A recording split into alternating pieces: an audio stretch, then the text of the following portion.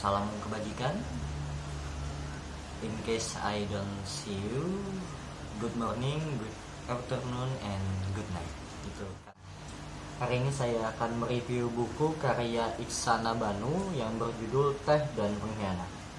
Buku ini memenangkan Kusala Sastra Khatulistiwa tahun 2019 yang berisi kumpulan cerpen kategori prosa. Oke. Buku ini dirilis pada tahun 2019 juga oleh KPG, Kepustakaan Populer Gramedia, dengan 164 halaman.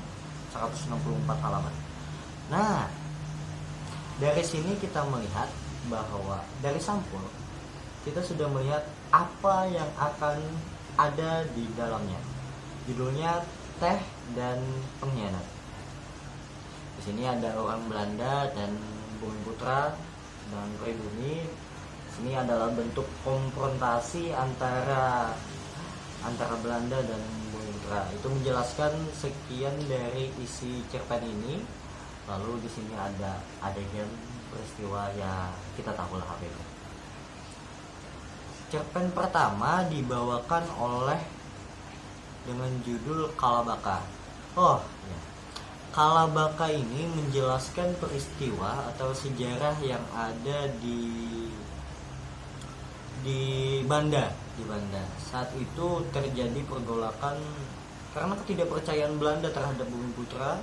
Lalu tokoh Kalabaka Maniasa, kalau tidak salah, Kalabaka Maniasa ini menjadi salah satu korban atas kekejaman Belanda pada saat itu. Nah,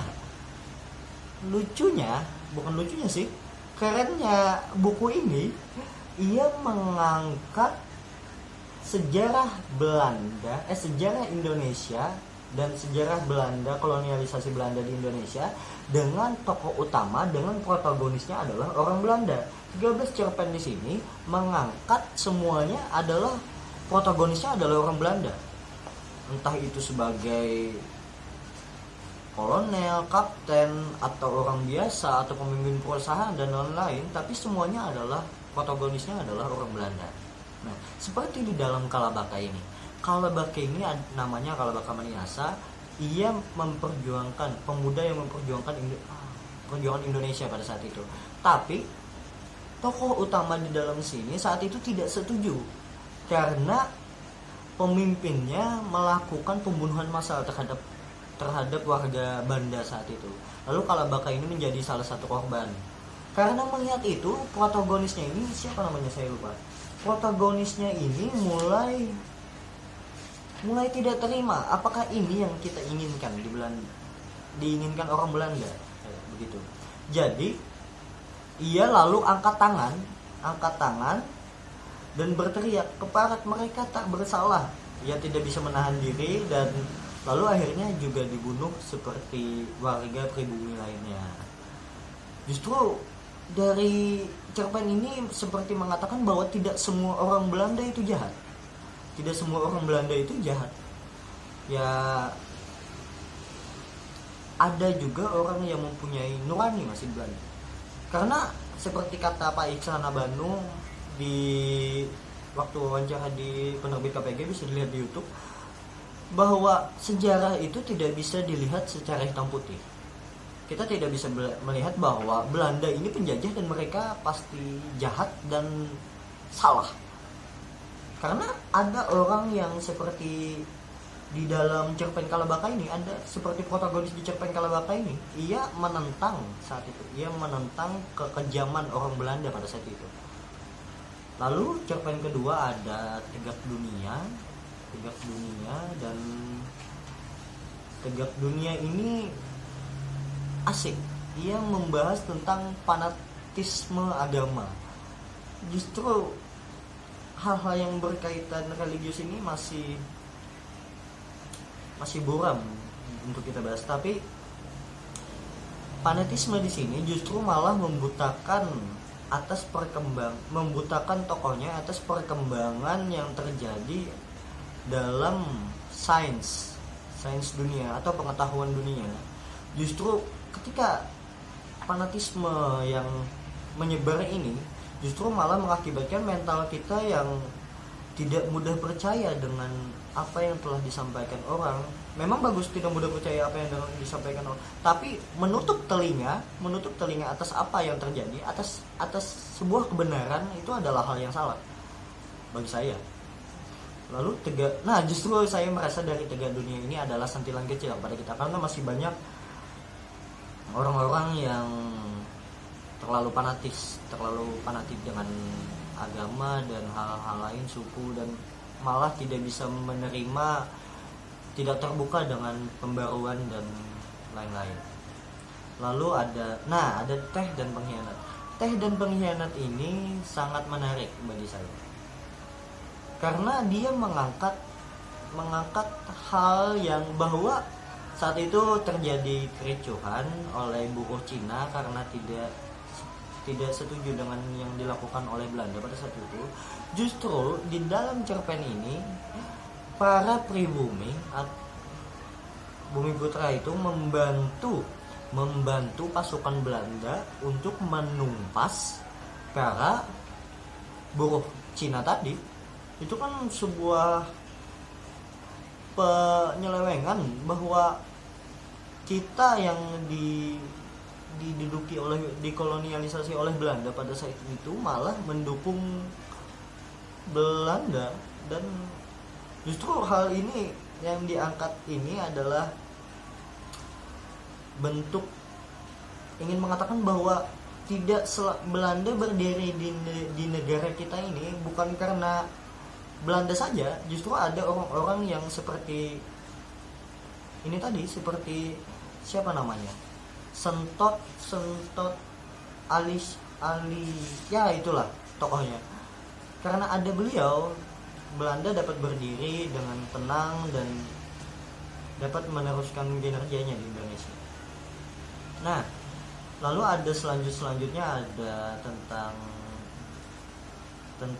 variola ini tentang apa ya? Apa Tuhan? Oh iya, tentang wabah penyakit, ya cacar kalau tidak salah. Ada sebutir peluru saja, itu tentang yang preman kampung kalau tidak salah. Lazarus tak ada di sini, kutukan lari ireng, tentang opium, di atas kereta angin, belenggu emas, Nike de Plender, tawanan Indonesia memanggil, dan semua sudah selesai. Nah, setiap cerpen di dalam sini mengangkat hal yang berbeda-beda, mengangkat konteks yang berbeda-beda. Justru hal itu menjadi sebuah daya tarik dari cerpen ini, karena banyak historical fiction yang saya tahu hanya berkutat pada novel, seperti yang Hendrik Teja Tan Malaka Tan tadi, lalu Pura-Pura Berjanggut, Ajari Ayub, lalu Mei Sandi Berli, berkutat pada novel yang membahas satu konteks sebagai gagasan utama. Nah, di dalam Teh dan Pengkhianat ini kan kumpulan cerpen, jadi dia mengangkat 13 cerpen dengan konteks yang berbeda. Itu yang menarik, bahwa ia bisa mempertahankan konsistensinya dengan mengangkat sejarah peristiwa Belanda tapi dengan konteks yang berbeda-beda. Ada yang membahas fanatisme agama, ada yang membahas sejarahnya, ada yang membahas sejarah nasionalisme Indonesia, ada yang membahas tentang feminisme di dalam Belenggu Emas. Justru hal itu malah menjadi ketertarikan sendiri dari cerpen ini. Nah, justru mengangkat feminisme, fanatisme agama, nasionalisme, dan hal-hal religius yang lainnya itu dalam satu buku adalah hal yang susah, walaupun konteks utamanya adalah kolonialisme yang dilaksanakan oleh Belanda, tapi gagasan-gagasannya justru mengangkat hal-hal yang lain. Itulah yang menarik dari cerpen ini. Tapi sayangnya begini, karena tokoh utamanya semuanya adalah Belanda, kelemahannya adalah jika kita membaca, hanya sekilas membaca, orang-orang akan beranggapan bahwa karena tidak semua orang Belanda jahat, tidak semua orang Belanda sekejam dalam buku-buku sejarah. Nah, karena hal itu justru orang-orang malah memberikan justifikasi atau pembenaran-pembenaran atas yang dilakukan Belanda terhadap Indonesia. Itulah yang saya takutkan dari cerpen ini. Tapi kata Pak Iksana Banu, karena sejarah tidak bisa dilihat hitam putihnya saja. Memang benar Belanda menjajah Indonesia, tapi bukan berarti tidak ada orang Belanda yang menentang penjajahan saat itu, bukan? Seperti itu. Karena sejarah tidak bisa dilihat dari satu sisi, tidak bisa dilihat dari bahwa Belanda adalah penjajah, salah. Memang salah, menjajah memang salah, tapi bukan berarti semua orang Belanda adalah penjajah, dan tidak berarti bahwa semua orang Belanda adalah orang yang salah dan kejam. Bukan berarti seperti itu.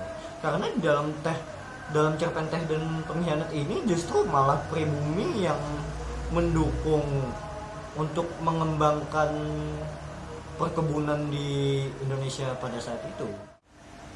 Saya rasa itu, dan karena kita dapat belajar sejarah dari sini. Dari dalam sini kita dapat melihat ada sejak pergolakan di Banda, lalu pergolakan di buruh Cina waktu itu, lalu transisi antara kemerdekaan, lalu ketika Belanda diusir ke Australia dan lain-lain. Kita dapat melihat di dalam sini transisi-transisi dan sejarah-sejarah tersebut. Justru karena buku ini buku cerpen, kita dapat menikmati sejarah dengan lebih tenang dan tidak membosankan. Karena memang ya seperti itu. Menurut saya ini buku yang bagus untuk dibaca, buku yang dapat membuat Anda lebih netral dalam setiap urusan Anda, bahwa sesuatu tidak perlu dipandang hitam putihnya saja, seperti itu, bahwa sesuatu tidak dipandang dari satu sisi saja, tidak dari satu kacamata saja. Seperti kata Abraham Maslow itu, orang yang hanya mempunyai palu hanya memandang semua masalah sebagai paku. Nah, itu. Jadi jangan memandang dari satu sisi saja. Tapi ya begitulah. Bagi saya ini kalau kalian baca bagus. Kalau tidak baca ya terserah kalian.